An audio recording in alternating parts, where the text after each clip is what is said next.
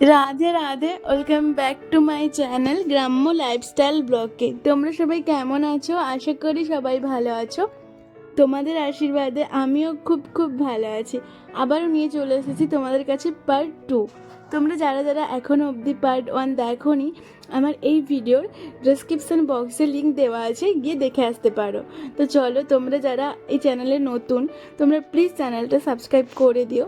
আর যদি ভিডিওটা ভালো লাগে তো একটা লাইক করে দিও। তো চলো, বেশি দেরি না করে, বেশি বকবক না করে তো তোমাদেরকে দেখাই। তো চলো, এই যে নদীটা তোমরা দেখতে পাচ্ছ, এটা হচ্ছে সুবর্ণরেখা নদী। তো আমরা যেখানে দাঁড়িয়েছিলাম সেইখানে যে এত বড় একটা নদী থাকবে আমরা কেউই জানতাম না, আর কেউ ম্যাপও দেখেনি। যাই হোক, তো কিভাবে জানলাম? আমরা যেখানে নেমেছি সেখান থেকে আমরা অনেকক্ষণ বসেছিলাম, তো ভাল লাগছিল না। তারপরে আমরা চলে এসেছিলাম যে কোথায় কী আছে একটু ঘুরে আসতে। তাই জন্য আমরা একটু মানে বাস থেকে নেমে একটু বাইরের দিকে আসার পরে তো দেখলাম যে একজন দাদু আসছে। তো দাদুর সাথে সবাই কথা বললো। তো সবাই কথা বলে দেখলো যে দাদু বাংলাই বলছে, প্রপার পুরো বাংলা বলছে। তো আমাদের এই জিনিসটা ভালো লাগলো। তবে কি বলো তো, প্রায় আমরা পুরীতে গিয়েছিলাম, মানে আমরা যতটা ঘুরেছি প্রায় সবাই কিন্তু বাংলা জানে, বাঙালিদের সাথে বাংলা কথা সবাই বলছে। কারণ তারা যেটা বললো যে এখানে প্রায় সবাই পূর্ব মেদিনীপুর আর পশ্চিম মেদিনীপুরের লোক আসে, বেশিরভাগটাই আসে। তো তাই জন্য তারা প্রায় বাংলা বোঝে এবং বাংলা বলতেও পারে।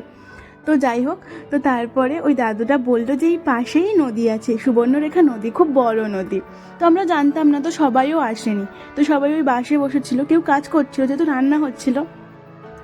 তো তাই জন্য আমরা কয়েকজন মিলেই এসেছি, তোমরা দেখতে পাচ্ছ, বেশি কয়েকজন আসেনি। আর যদি আমরা জানতাম সত্যি সত্যি, তাহলে আমরা স্নান করতাম। তো স্বাভাবিক নদীতে স্নান করতে কার না ভালো লাগে, সবারই ভালো লাগে।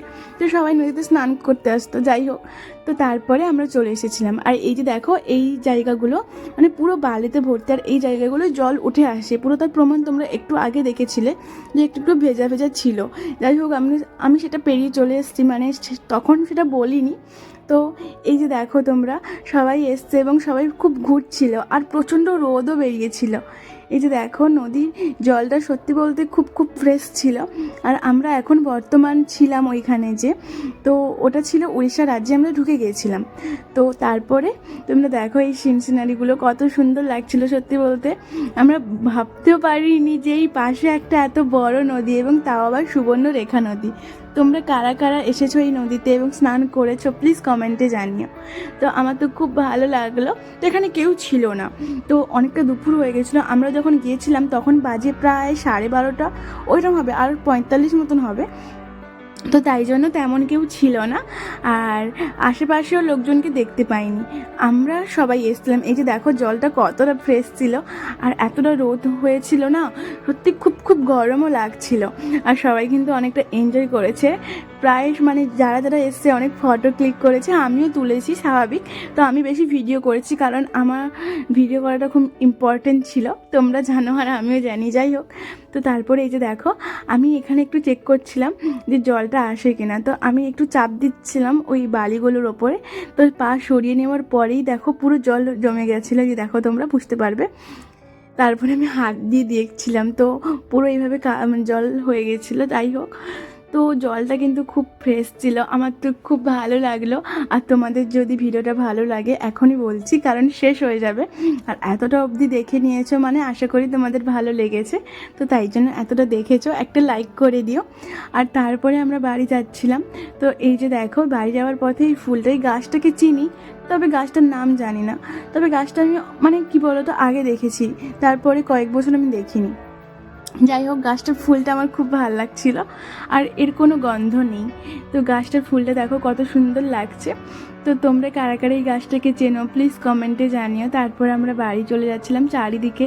আর তোমাদেরকে আমি প্রথমেই বলেছি, এই জায়গার মাটিগুলো সত্যি বলতে খুবই আলাদা, আর কিন্তু প্রচণ্ড পরিমাণ এই যে আম গাছ বলো, তারপরে সবজি খুব ভালো হয় এই মাটিতে। তো আর এই যে দেখো তোমরা, এখানে রান্না বান্না চলছে।